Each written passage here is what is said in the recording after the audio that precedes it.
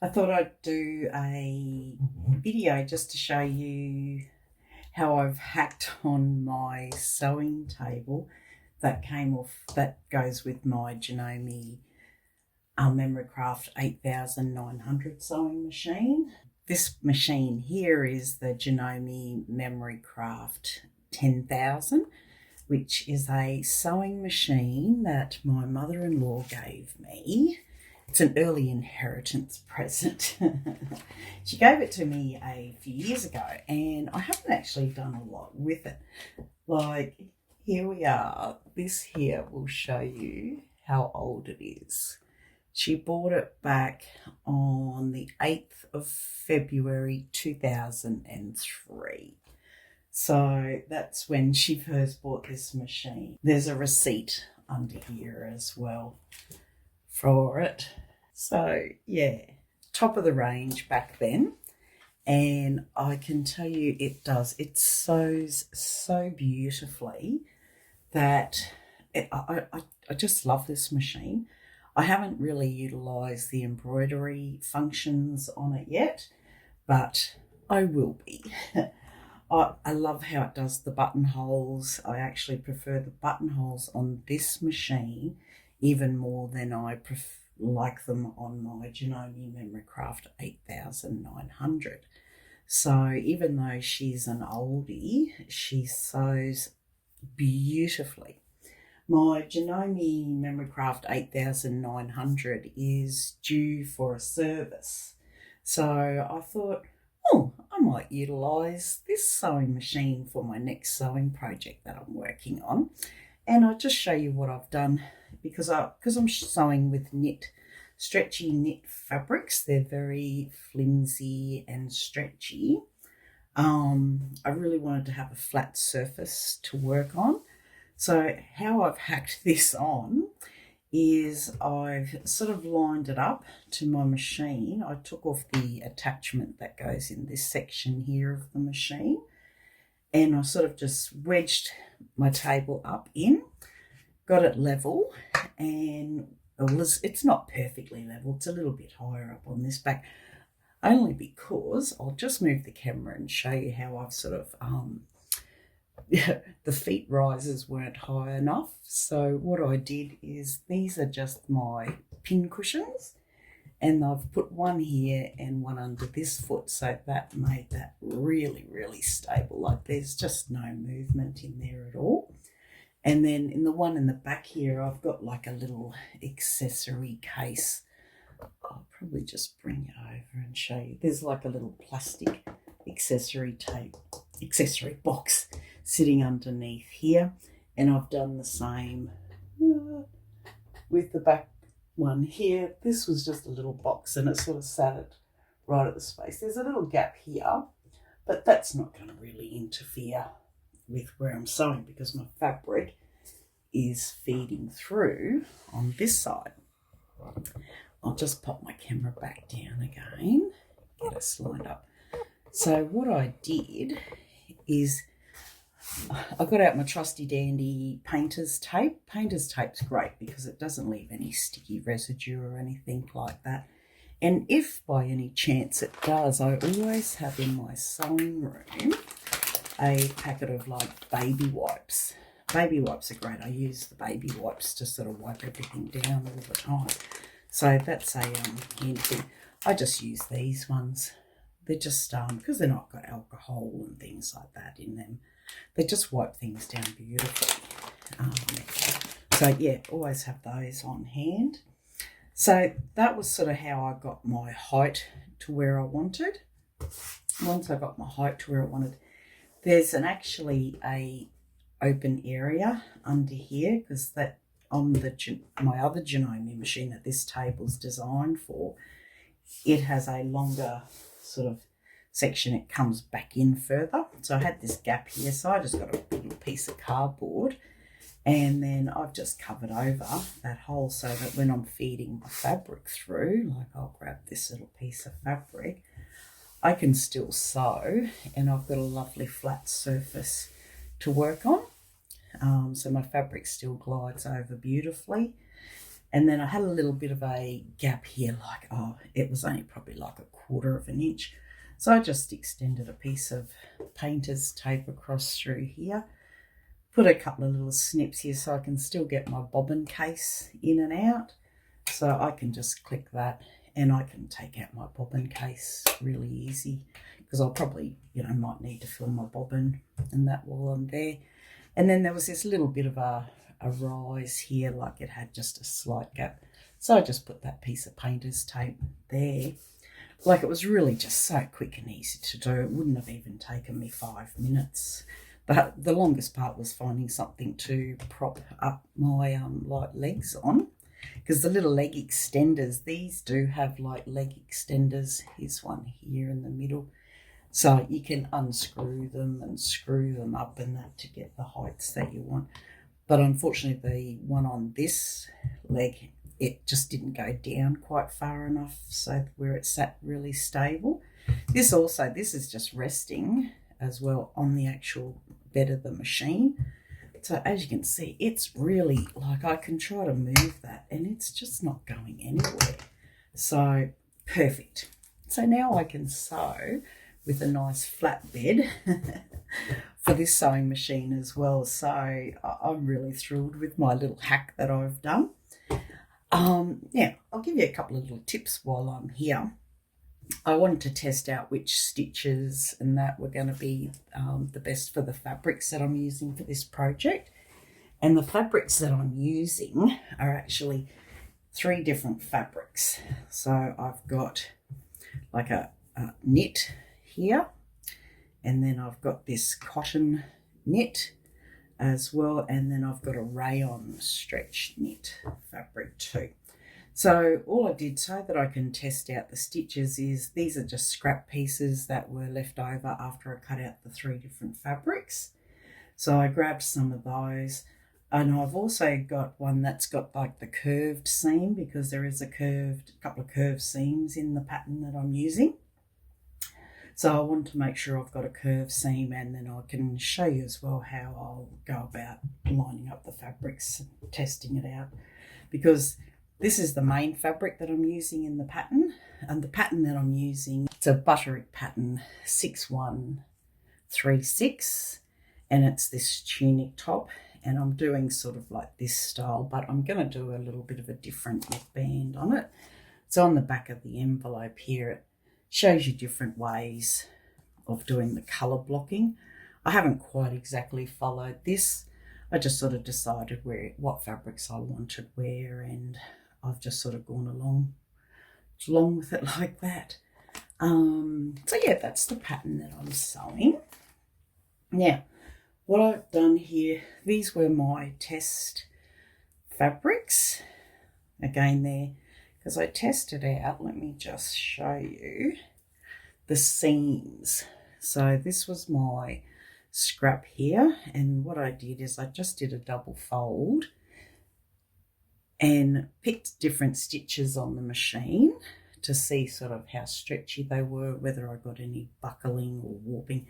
Then I pulled the fabric, the stretch, to see how much stretch I had before the stitches broke.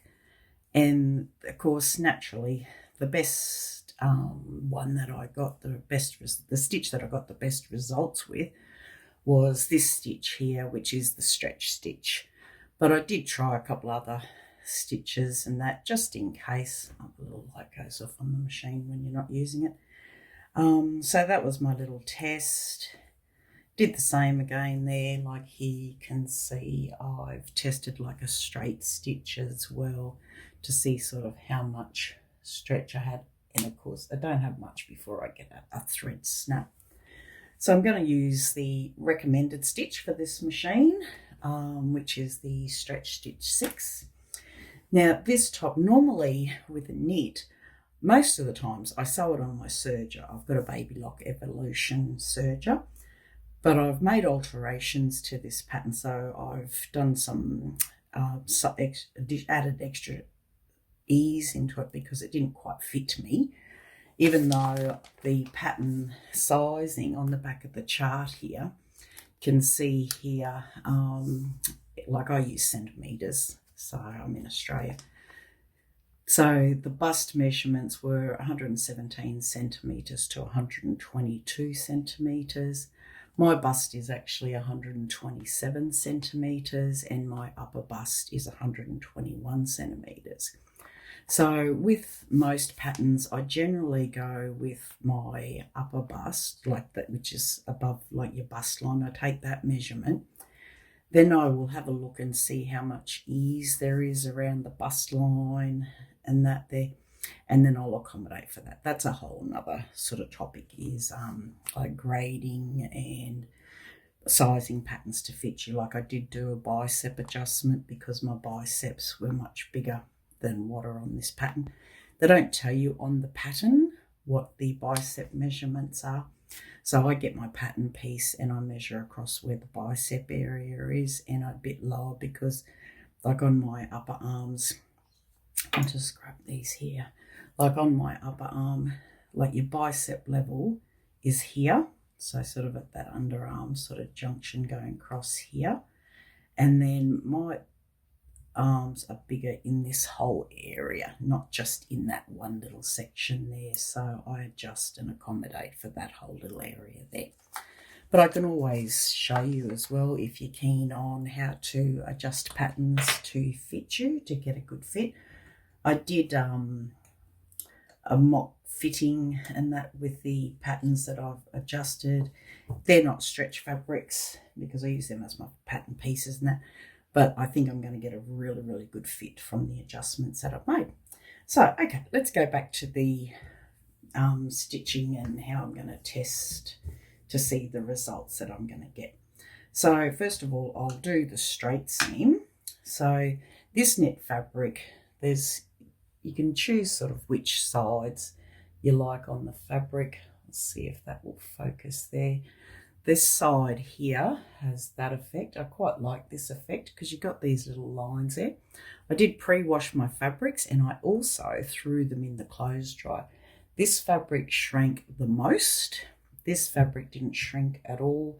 And this fabric here, it didn't hardly shrink at all either, but this one shrank a lot. So lucky I did pre-wash my fabrics and I put them in the dryer. The reason I put them in the dryer is because I don't know if one day I might accidentally put a piece in the dryer, and I'd just rather be safe than sorry. So this fabric here has a bit of stretch that way and it doesn't have much stretch this way. And then on the bias, it has the most stretch. I've actually used the bias grain on my stripe in the pattern, and I've also put this on the bias as well because I really didn't want these like stripes going around my arm. I thought I'd angle them so that they're on an angle, and that gave this fabric a lot more stretch as well. So, okay, now to test these fabrics, joining them together, because both of these fabrics are going to connect to this one particular fabric.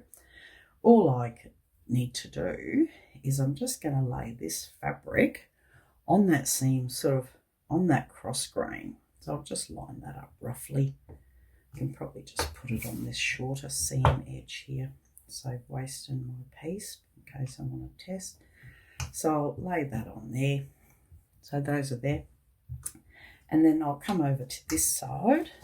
Now I can see how much to cut off. Just do a rough cut so that these sort of more mimic the actual pattern that I'll be sewing when I'm sewing the garment. So they're there. Now when I'm sewing as well with knit fabrics, I do tend to like putting my less stable fabric on the bottom so that the feed dogs from the sewing machine, the feed dogs are the little feet down in this section on the bed of the machine. They're my feed dogs. They'll help sort of feed that fabric through a little smoother as well. I've also put on my walking foot attachment just so that I get a really nice even feed, so the top fabric will be helped to feed through with the bottom fabric by the use of the walking foot. So should eliminate any stretching of the fabrics. So to mimic my seam, this pattern, I've kept it at 5/8 of an inch seam allowance. So on the bed of this machine, there is actually a gauge, like a little measuring markers on the bed of the plate of this machine. So I'll just roughly follow that because I want to sort of get a true indication of the results that I'll achieve when I'm sewing my pattern with those seam allowances. So I can put my needle down to start off with. That sort of helps secure those stitches in place. And I can hold the threads at the back here just to sort of help reduce the risk of the threads getting nested underneath. And I'll just start sewing those stitches. You can see now that the machine's doing like a slight zigzag stitch. It's a really tiny little zigzag stitch.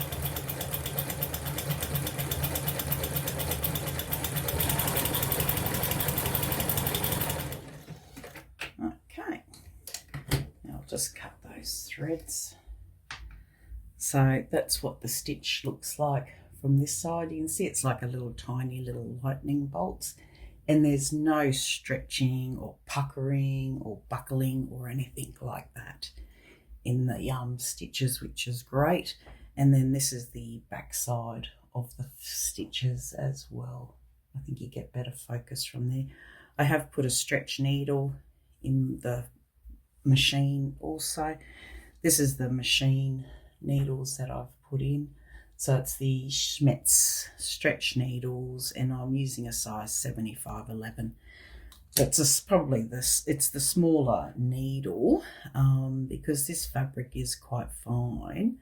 I probably could have tried. I didn't try, but I could try also a ballpoint needle. But a stretch needle is sort of a ballpoint needle, and that's the result. So a little bit enough stretch on there. When I look at the seam from the right side, there, like I can see sort of if my tension's okay. I'm really pulling on that, so I don't know if you probably can't see exactly. And if I really pull on it, I can see those stitches, and that's how my seam will sit when it's sewn onto the garment. So I was quite happy with that. I think that will sit quite nice. Really happy with that. So now I can test as well the curve on this fabric. So I can see I've got a curved seam here, and this time I'm going to test my stripe. My stripe I've cut on the diagonal, so I've gone across the grain, which also gives me the most stretch. So it makes it, the fabric will be the stretchiest. So I'm going to lay this, so that's my fabric there. To get a true indication, I'll lay this sort of on a diagonal.